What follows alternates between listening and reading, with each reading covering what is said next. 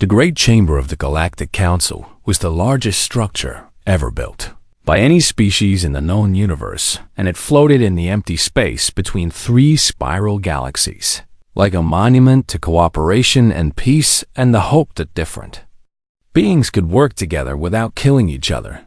Inside this massive station, there were representatives from over 200 different species, and they came in all shapes and sizes, and some of them breathed oxygen while others breathed methane.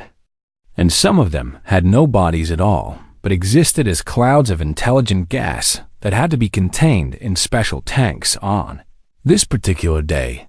The chamber was full because something important was happening, and every delegate had received an urgent message telling them to attend, and nobody knew exactly what was going on, but rumors had been spreading for weeks that the Thrall hegemony was planning something big. Thrall were one of the oldest and most feared species in the galaxy, and they had built their empire through conquest and violence, and they believed that strength was the only thing that mattered in the universe. And they had proven this belief by defeating every species that had ever challenged them. Ambassador Vox was the leader of the Thrall delegation, and he was an impressive sight to behold, and his body was covered in thick scales that could stop a bullet, and his claws were sharp enough to tear through metal, and his eyes burned with the confidence of a predator. Who had never known defeat. Vox walked to the central speaking platform, and the chamber fell silent because everyone wanted to hear what he had to say, and the tension in the room was so thick you could almost taste I speak today on behalf of the Thrall hegemony, said Vox, and his voice boomed through the chamber like thunder. And we have observed the species known as humans for many cycles now, and we have watched them spread across the stars like a disease, and we have decided that this cannot continue. The human section of the chamber was small because humanity had only joined the galactic community about 50 years ago, and they were still considered newcomers, and most other species did not think much of them because they seemed soft and weak, and they did not have natural weapons like claws or fangs. Emily Park was the human representative, and she was a woman in her 40s with black hair and tired eyes. And she had been doing this job for 15 years, and she had seen a lot of alien species make threats and demands, and she had learned that most of them were just talking to hear themselves talk. She was looking at her tablet and reviewing some reports about a new colony that was having supply problems, and she did not even look up when Vox started speaking, because she had heard this kind of speech 100 times before. We demand a champion trial, said Vox, and his scales rippled with excitement, and this was clearly the moment he had been waiting for. And his delegation behind him began to stomp their feet in approval. The chamber erupted in whispers and gasps because a champion trial was serious business, and it was an ancient tradition that dated back thousands of years, and it allowed one species to challenge another to single combat, and the winner would gain significant power over the loser. Your species will select your greatest warrior, continued Vox, and he was looking directly at the human section now, and his teeth were showing in what might have been a smile but looked more like a threat. And they will face our champion in the arena, and when your warrior falls, and they will fall then, Earth and all human colonies will become protectorates of the Thrall hegemony. Emily still did not look up from her tablet, and she scrolled to the next page of her report and made a small note about shipping containers. Delegates from other species were looking at the humans with pity, and some of them were shaking their heads, and others were already calculating how they would adjust their trade agreements once humanity was conquered. Everyone knew that the Thrall were undefeated in champion trials, and they had won every single one for over 300 years, and their champions were genetically enhanced killing machines that had been bred for combat since birth, and no species had ever come close to beating them. Ambassador Park, said Vox, and he was getting annoyed now because she was not reacting the way he expected, and he had imagined this moment many times, and in his imagination, the humans were supposed to be terrified and begging for mercy, and instead, This woman was looking at her tablet like he was not even there. Emily finally looked up, and her expression was completely neutral, and she did not look scared or angry or worried, and she just looked like someone who had been interrupted during an important task. "Yes," she said. "Do you accept the challenge demanded?" Vox, and his voice was rising now, and he wanted to see fear in her eyes, and he wanted to see her tremble, and he wanted the whole galaxy to see. Humanity brought low. Emily looked at him for a moment, and then she looked back at her tablet, and she shrugged her shoulders in a way that seemed almost dismissive. "Sure," she said, and her voice was calm and unbothered, and she might as well have been agreeing to a lunch meeting and send anyone. The chamber went completely silent, and even the beings who did not breathe stopped whatever process they used instead, because nobody could believe what they had just heard. Vox stood frozen at the podium, and his scales had stopped rippling, and his mouth was hanging open slightly, and he looked like someone had just slapped him across the face. "With a fish you accept," he said, and his voice had lost some of its thunder, and he sounded almost confused. "And you understand what this means, and you understand that your champion will face the greatest warrior the Thrall have ever produced." Emily was already back to scrolling through her report, and she made another note about fuel costs, and she nodded. Without looking up, Mum, she said, "And you said send anyone," repeated Vox, and he was trying to understand what was happening, and maybe this was some kind of human trick, or maybe she had not understood the stakes, and he decided to make it very clear. "And if your champion loses, then Earth belongs to us, and all humans will serve the hegemony." "I heard you the first time," said Emily, and she still did not look up. "And when do you need them?" Vox looked back at his delegation, and they looked just as confused as he felt, and this was not how this was supposed to go, and humans were supposed to be weak and scared, and this woman was acting like he had just asked her about the weather.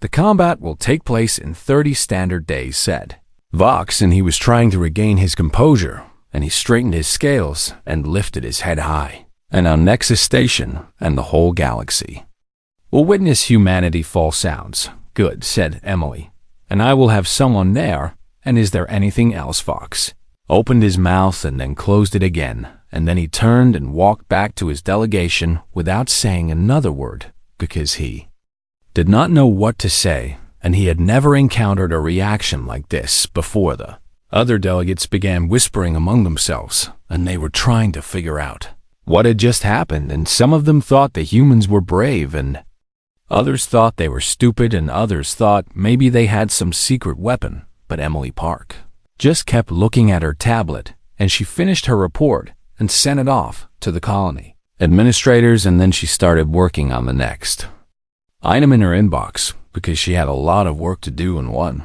alien challenge was not going to change that. She did not even stand up.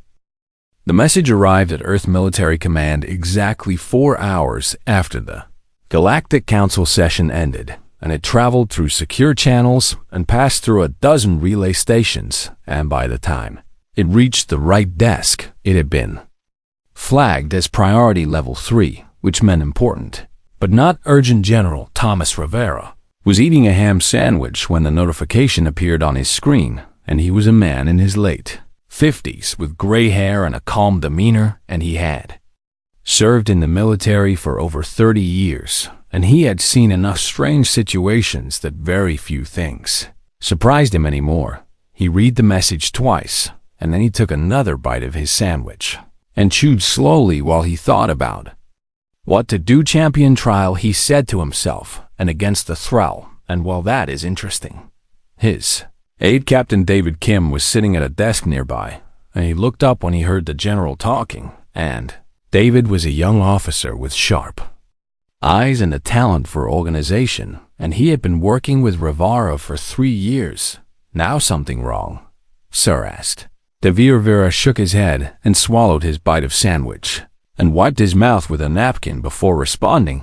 "Not wrong exactly," he said, "and we have been challenged to a champion trial, and we need to send someone to fight a Thrall warrior in about 30 days. David raised his eyebrows, and he had heard about champion trials during his training, and he knew they were supposed to be a big deal, and he expected the general to start making calls and assembling a team of experts and reviewing files of elite soldiers. Who should I contact? Asked David. And should I reach out to Special Operations Command? And maybe we should talk to the Joint Chiefs, and this seems like something that needs high-level attention. Rivera finished his sandwich and crumpled up the wrapper and tossed it into the recycling bin with practiced accuracy. No need for all that, he said, and just check the duty roster and see who is available. David stared at his commanding officer for a moment because he was sure he had misheard, and a champion trial against the most feared warrior species in the galaxy, and they were going to check the duty roster like they were scheduling a guard shift, sir, he said carefully, and this is a fight against the Thrall, and they have not lost a champion trial in 300 years, and their fighters are supposedly unstoppable killing machines. Rivera nodded and leaned back in his chair and folded his hands across his stomach, and he looked completely relaxed, like they were discussing what to have for dinner. I'm aware, he said, and that is why we should send someone who is available, and no point disrupting important operations for this. David did not know what to say, so he just turned to his computer and pulled up the personnel files, and he started scrolling through the list of soldiers who were currently on base and not assigned to critical missions. Most of the Special Forces teams were deployed on training exercises across 3 different star systems, and the elite combat units were on leave after a long deployment, and the top hand-to-hand combat instructors were at a conference on the outer colonies. He kept scrolling, and the list of available personnel got shorter and shorter, and he was starting to feel nervous because surely they needed to send their best fighter, and surely this was too important to leave to chance, sir, he said. And most of our combat specialists are unavailable right now, and the only people on light duty are support staff and some soldiers recovering from minor injuries. Rivera nodded again, and he seemed completely unconcerned, and he picked up a cup of coffee from his desk and took a long sip. Who specifically, he asked. David looked at the screen and scrolled through a few more names, and then he stopped on one entry and read it twice to make sure he was understanding correctly. There is Private First Class Grace Lee, he said, and she is on light duty because she sprained her ankle last week during a morning jog, and she is assigned to base security normally, but she has not been cleared for regular patrol. Yet Rivera considered this for a moment, and then he shrugged and put down his coffee cup. She will do, he said, and send her the briefing packet. David opened his mouth to protest and then closed it again because he could see that the general had made up his mind, and there was a look in his eye that said he knew something that David did not. Meanwhile, on the other side of the base, Private First Class Grace Lee was sitting in the cafeteria, and she was eating a turkey sandwich, and she was thinking about whether she should watch a movie tonight or just go to bed early because her ankle was still a little sore. Grace was 23 years old, and she stood about 5 feet 4 inches tall, and she had brown hair that she kept tied back in a practical ponytail, and she looked like the kind of person you would pass on the street without noticing. She had joined the military right out of high school, and she had done well in basic training, and she had qualified as a Piscadillo marksman, and she had learned hand-to-hand combat, and she had been stationed at this base for 2 years now, and nothing very exciting had ever happened to her. Communicator buzzed, and she pulled it out of her pocket and looked at the screen, and she saw that she had received a new assignment, and she opened the message and read it while chewing her sandwich. She read it again because she was not sure she understood, and then she read it a 3rd time, and the words stayed the same. Champion trial, she said out loud, and her voice was flat and confused. And Thrall warrior in single combat and me. The soldier sitting across from her looked up, and his name was Brian, and he had been telling her about his weekend plans. But now he looked curious. What is it? He asked. Grace turned the screen toward him so he could read the message, and his eyes got wider and wider as he processed the information. They want you to fight an alien, she said, and like a real fight, and like a fight to the death. Grace nodded and looked back at the message, and there was a briefing packet attached. and she would have to read that later, but for now she just needed to process the basic facts. "Yes." So she said. "Are you scared?" asked Brian, and his voice was a little shaky because he would definitely be scared, and he was. Imagining what it would be like to face a 7-foot-tall killing machine, Grace thought about it for a moment, and she took another bite of her sandwich and chewed it slowly, and then she swallowed and shook her head. "Not really," she said, "and I mean, it is just a fight, right? And I have been in fights before, but this is different," protested Brian. "And this is an alien warrior who has probably killed dozens of people, and he is going to be bigger than you and stronger than you and faster than you," Grace shrugged, and she finished her sandwich and wiped her hands on a napkin, and then she stood up. Carefully, because her ankle was still tender, I guess. "I will figure it out," she said, "and anyway, I should probably go read this briefing packet and see what I am getting into." She limped away from the table, and Brian watched her go. And he could not understand how she could be so calm about the whole thing, and he wondered if she was in shock or if she just did not understand what she was facing. But Grace understood perfectly well, and she had read about the Thrall in her history classes, and she knew what they were capable of, and she knew that by any objective measure, she should be terrified, but she was not terrified, and she was not even particularly worried, and there was something deep inside her that looked at this challenge and simply refused to be afraid, and it was the same thing that had allowed her ancestors to hunt animals 10 times their size and to survive ice ages and plagues and wars. It was the thing that made humans different from every other species in the galaxy, and it was the reason that Emily Park had not even stood up when the Thrall made their challenge. Humans did not scare easy, and they never had, and they never would.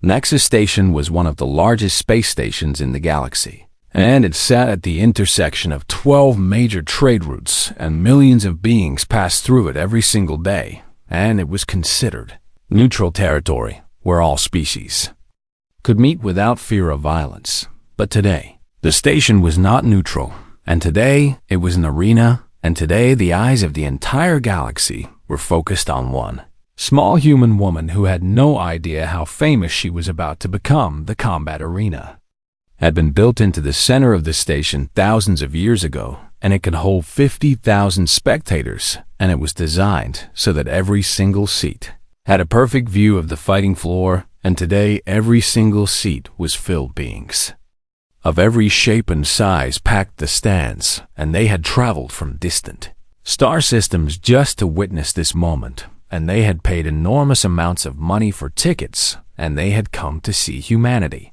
humiliated and conquered. The Thrall section was the loudest, and they were chanting and stomping their feet, and their scales were rippling with excitement, and they knew that their champion was about to add another victory to his record, and they knew that soon they would have a new world to rule. Ambassador Vox sat in the VIP viewing box, and he was surrounded by other high-ranking Thrall officials, and they were already discussing how they would divide up Earth and which humans would make the best slaves and which resources they would harvest first. The other delegations watched with a mixture of pity and curiosity, and some of them felt sorry for the humans, and others thought they deserved what was coming for being so arrogant, and others just wanted to see a good fight. Emily Park sat in the small human section, and she had her tablet out, and she was still working on colony logistics because the work never stopped, and she had barely looked at the arena since she arrived. The gates on one side of the arena began to open, and the crowd fell silent for a moment, and then erupted into the loudest cheering Grace had ever heard. And it was so loud that she could feel it vibrating in her chest. Even from the other side of the arena, the Thrall champion walked out, and his name was Krager, and he was known throughout the galaxy as Krager the Unbroken, because no one had ever defeated him, and no one had ever even come close.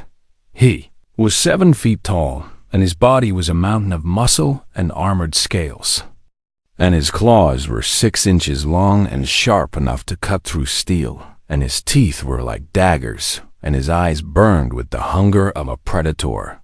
Krager had been bred for combat since before he was born, and his genetic code had been modified to make him faster and stronger and more deadly, and he had been training to kill since he could walk, and he had never known anything else. He raised his arms to the crowd and roared, and the sound was like thunder, and like an earthquake, and like the end of the world, and the thrall in the stands roared back at him, and the noise was deafening. Krigor had killed 47 champions from other species, and each kill had been easier than the last, and he had stopped feeling challenged years ago, and this fight was just another formality and another stepping stone on his path to glory. Looked across the arena at the gate where his opponent would emerge, and he wondered what kind of warrior the humans would send, and he hoped they would at least make it interesting. The gate on the other side began to open, and the crowd grew quiet again, and everyone leaned forward in their seats, because they wanted to see the human champion, and they wanted to see what humanity had to offer. Grace Lee limped out of the gate, and she was still favoring her right ankle, and she was wearing standard military fatigues that were not designed for combat, and she had no armor and no visible weapons except for a small tactical knife on her belt. She was 5 feet 4 inches tall, and she weighed about 120 pounds, and she looked like she had just woken up from a nap, and she squinted in the bright arena lights. The crowd did not know how to react, and there was confused murmuring spreading through the stands, and people were looking at each other and asking if this was some kind of joke, and some of them started laughing. Krieger stood frozen in the center of the arena, and his confident expression had been replaced by confusion. And he looked at this tiny injured human, and he could not understand what was happening in the VIP box. Ambassador Vox shot to his feet, and his scales were standing on end, and his claws were digging into the railing, and his face was twisted with what might have been anger or might have been disbelief. "Is this a joke?" he shouted, and his voice echoed across the arena. "And where is your warrior?" Emily Park finally looked up from her tablet, and she glanced at the arena floor, and then she looked at Vox, and her expression was completely calm. "That is her," she said. "That is a child," screamed Vox, "and she is injured, and she is limping, and she has no weapons and no armor, and this is an insult to the Thrall hegemony." Emily shrugged and looked back at her tablet. "You asked for a champion," she said, "and we sent one, and if you want to forfeit instead, we can end this right now." The crowd was buzzing with confusion and excitement, and nobody knew what to think, and some of them were angry at what they saw as human disrespect, and others were fascinated by the strange calm that both human women were displaying. Grace stood at her end of the arena, and she looked across at Krieger, and she studied him carefully, and she noted the way he moved, and the way his weight shifted, and the way his muscles tensed, and she filed all of this information away in her mind. She did not look scared, and she did not look nervous, and she looked like someone who was solving a math problem in her head, and her eyes were sharp and focused despite her relaxed posture. Krigor began walking toward the center of the arena, and his initial confusion was fading, and it was being replaced by anger, and he felt insulted that the humans had sent this tiny, weak creature to face him. "I will make this quick," he growled, and his voice carried across the arena, "and I will tear you apart so fast you will not even have time to scream." Grace tilted her head slightly, and she seemed to be thinking about what he said, and then she nodded once. "Okay," she said, and her voice was quiet, but somehow it carried across the arena too, and she started walking toward the center as well. The referee was a being made of living crystal, and it moved to the center of the arena and raised one gleaming arm, and the crowd fell silent. "The rules of champion trial are as follows," it said, and its voice was like wind chimes and breaking glass, "and the fight continues until one combatant is dead or surrenders, and there are no other rules. And may your ancestors guide you." The crystal being lowered its arm and stepped back, and the fight had officially begun. 50,000 beings held their breath and waited to see what would happen next. Grace stopped walking, and she stood perfectly still, and she watched Krager with those sharp, focused eyes, and she did not raise her fists, and she did not reach for her knife, and she just waited. And somewhere in the human section, Emily Park turned off her tablet and actually watched the arena for the first time, because she knew what was about to happen, and she knew the galaxy would never forget it. Krager charged, and the ground shook beneath his massive feet, and he was moving faster than anything that size had any right to move, and his claws were extended and ready to tear, and his mouth was open in a roar that promised death. Grace did not move. She stood perfectly still, and she watched him come, and her eyes tracked his movement with the calm precision of a machine, and she was calculating angles and speeds and trajectories in the back of her mind, without even thinking about it. Crowd gasped, because surely she was frozen with fear, and surely she had realized too late what she was facing, and surely this fight was about to end in a spray of blood and screams. Krager was 10 feet away, and then 5 feet, and then he was right on top of her, and his claws slashed down toward her head with enough force to cut through steel plating. Grace moved. It was not a dramatic dodge or a flashy leap, and it was just a small, precise step to the side, and her body turned just enough to let those deadly claws pass through empty air, and she moved with an economy of motion that spoke of thousands of hours of training. Her knife was in her hand, and she did not remember drawing it, and the blade flashed once as Krager rushed past her, and she felt the familiar resistance of flesh, and then the wetness of blood. Krager stumbled, and he did not understand what had happened, and he turned around to face her again, and then he noticed the blood pouring from behind his knee, and he looked down and saw that the major artery there had been severed with surgical precision. The crowd fell silent, and the only sound was Krager breathing heavily and the wet drip of blood hitting the arena floor. "You cut me," he said, and his voice was confused and angry, and no one had ever made him bleed in a champion trial before, and he could not process what was happening. Grace circled slowly to his left, and she was still limping slightly, but it did not seem to slow her down, and her knife was held low and ready, and her eyes never left her opponent. "We have been doing this for a long time," she said, and her voice was calm and conversational, and she might have been discussing the weather and killing things. And things bigger than us, and things faster than us, and things with more claws and teeth than Yalkragor roared and charged again, and this time he was more careful, and he did not overextend, and he tried to corner her against the arena wall. Grace let him come, and she watched his approach, and she saw the slight hesitation in his injured leg, and she saw how he was compensating for the blood loss, and she saw exactly where he was going to be in half a second. She moved again, and this time she did not just dodge, and she went low and rolled beneath his grasping arms and came up behind him, and her knife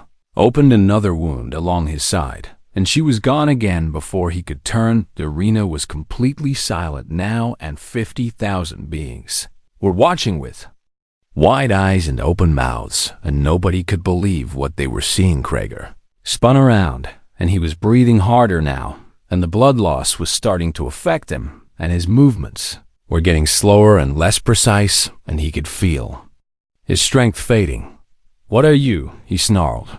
Grace stopped circling, and she stood facing him, and there was something in her eyes that made even a killing machine like Krager feel a chill run down his spine. "I am a human," she said, "and 200,000 years ago, my ancestors stood on a planet full of things that wanted to kill them, and they had no claws and no fangs and no armor and no venom, and they should have died, and they should have been prey." Krager lunged at her, and she sidestepped again, and her knife found another gap in his scales, and she was behind him before he could blink. But they did not die. She continued, and they hunted the hunters, and they killed the killers, and they learned and adapted and evolved, and they became the most dangerous thing their planet had ever seen. Another slash and another wound, and Krager was stumbling now, and his legs were failing him, and he fell to one knee and tried to push himself back up. "You think you are special," she said, "and you think your 300 years of victories mean something, and you think that being big and strong and fast makes you dangerous. She walked toward him slowly, and she was not even out of breath, and she might have been taking a walk in the park my ancestors killed mammoths with pointed sticks, she said, and they hunted saber-toothed cats with rocks and fire, and they drove wolves to extinction in some parts of our world, and they did all of this before they even invented riding. Krager swung at her with the last of his strength, and she caught his wrist and twisted, and there was a wet cracking sound, and his arm went limp, and he howled in pain. Every predator on our world learned to fear us, she said, and not because we were the biggest, and not because we were the fastest, and not because we were the strongest. She drove her knife into a gap between his neck scales, and she felt the blade scrape against bone, and she twisted once and pulled it free. Because we never stop, she said, and because we learn, and because we adapt, and because when something tries to kill us, we do not run away, and we figure out how to kill it back. Krager fell forward, and he hit the arena floor with a crash that echoed through the silent chamber, and he tried to push himself up, and he could not, and his blood was pooling beneath him in a spreading lake of red. The crowd watched in stunned disbelief, and the thrall in the stands had stopped chanting, and Ambassador Vox was gripping the railing so hard that his claws had left deep gouges in the metal. Grace stood over her fallen opponent, and she wiped her knife on her fatigues, and she looked up at the VIP box, where Vox was staring down at her with horror in his eyes.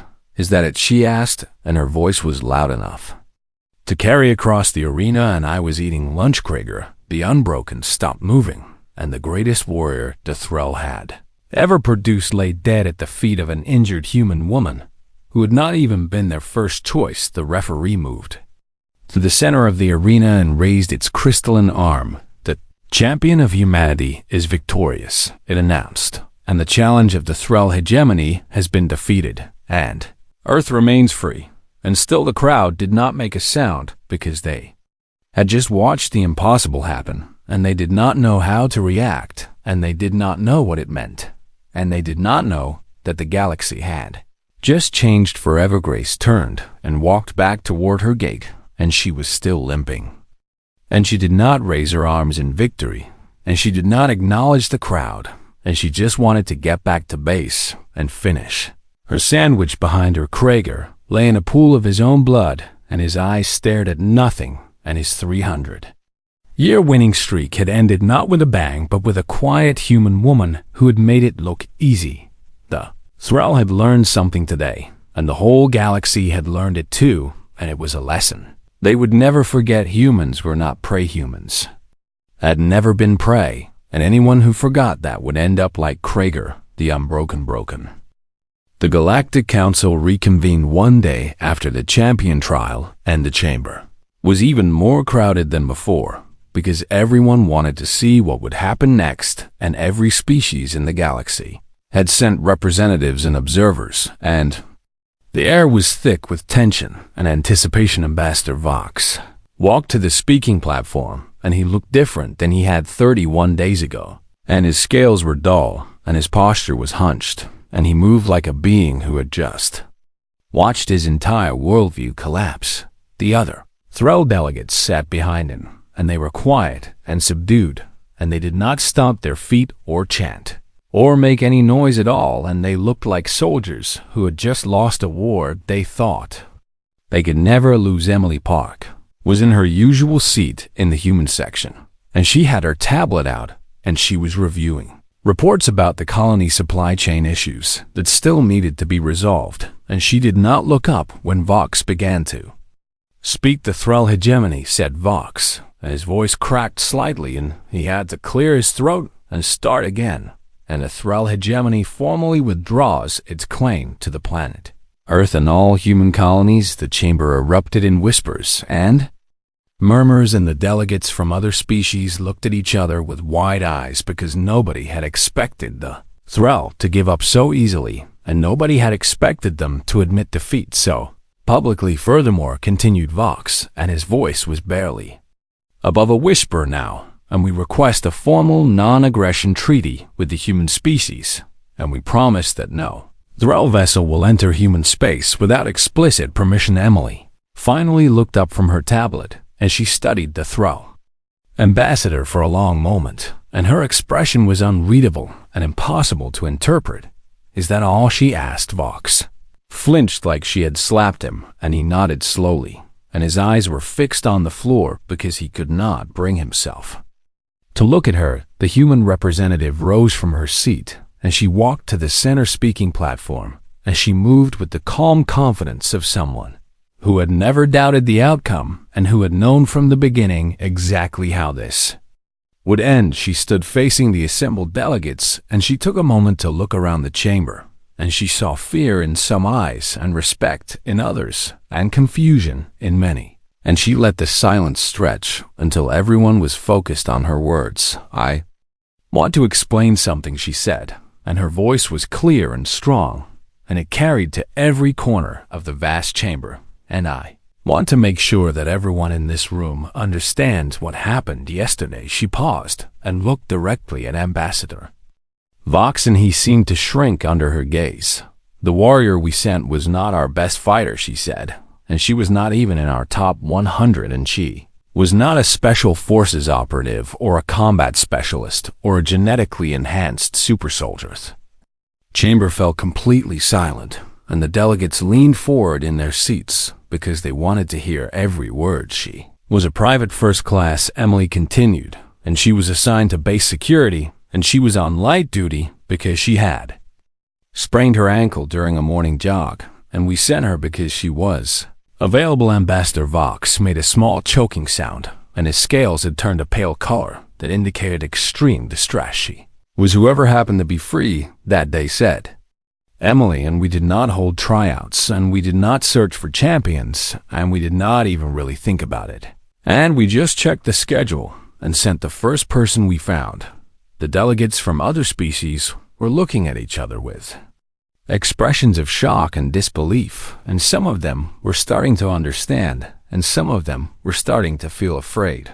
"She was injured," Emily added, "and her ankle was still healing, and she could not even run properly, and she had to limp into that arena." The implications of this hung in the air like a storm cloud, and everyone in the chamber was thinking the same thing, and everyone was doing the math in their heads. If an injured average human soldier could defeat the greatest warrior the Thrall had ever produced, then what could a healthy human do, and what could a trained human do, and what could 1,000 humans do, or 1,000,000 or 1,000,000,000? Emily turned to address the entire chamber, and her voice took on a harder edge. "So, when you think about challenging humanity," she said, "and when any of you think about it, and I know some of you are thinking about it," and she looked at several delegations who quickly looked away, "and remember this." She pointed at the empty seat where Krager would have sat if he were still alive. "Remember that she did not even stand up when you threatened our world," she said. And she was referring to herself. And that moment in this very chamber, when the Thrall had made their challenge, Emily Park had not stood up because she had not thought the Thrall were worth standing for, and she had not thought they were a real threat, and she had been right, because to us you were never a threat, said Emily, and you were an inconvenience and a distraction from actual work, and we sent whoever was free, because it did not matter who we sent. She let that sink in, and the chamber was so quiet that you could have heard a pin drop. Humanity has been fighting for survival since before we had language, Emily continued. And we fought predators, and we fought the climate, and we fought disease, and we fought each other, and we never stopped fighting, and we never will stop fighting. She looked at Vox one more time. Your species has been winning champion trials for 300 years, she said, and my species has been winning survival against everything the universe could throw at us for 200,000 years, and 300 years is nothing to us, and it is a blink of an eye. And it is a single breath. Emily picked up her tablet and turned to walk back to her seat. The treaty will be acceptable, she said over her shoulder, and make sure your ships stay out of our space. She sat down and went back to her work, and she did not look up again, and the message was clear, and she had more important things to do than worry about the Thrall.